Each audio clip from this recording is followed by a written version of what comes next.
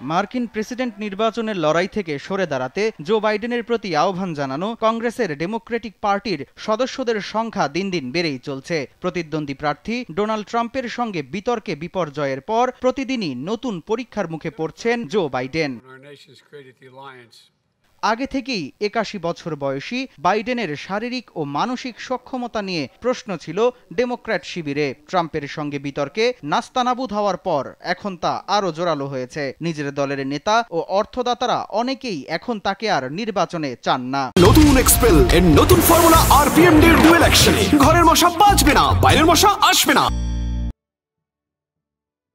Biden বিরোধীদের এ তালিকা দিন দিন বড় হয়েছে। এরই মধ্যে নতুন আলোচনার জন্ম দিয়েছেন হলিউড তারকা জর্জ ক্লুনি। ডেমোক্র্যাটদের বড় অর্থদাতাদের একজন তিনি। যুক্তরাষ্ট্রের প্রভাবশালী দৈনিক দ্য নিউ ইয়র্ক টাইমসের এক নিবন্ধে তিনি বাইডেনকে নির্বাচন থেকে সরে দাঁড়ানোর আহ্বান জানিয়েছেন।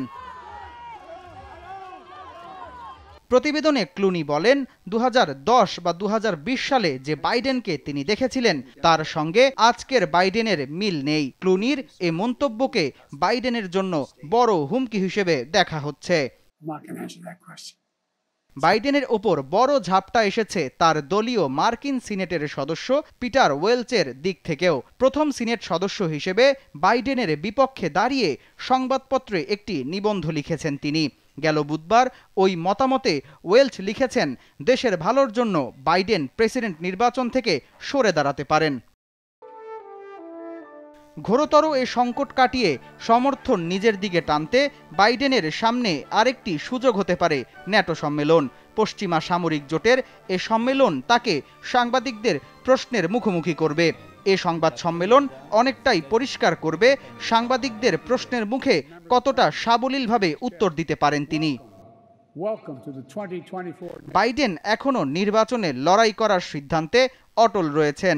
এজন্য সামনের দিনগুলোতে ভালো করলেও আগামী 10 সেপ্টেম্বর আবার বিতর্কে ট্রাম্পের মুখোমুখি হতে হবে তাকে।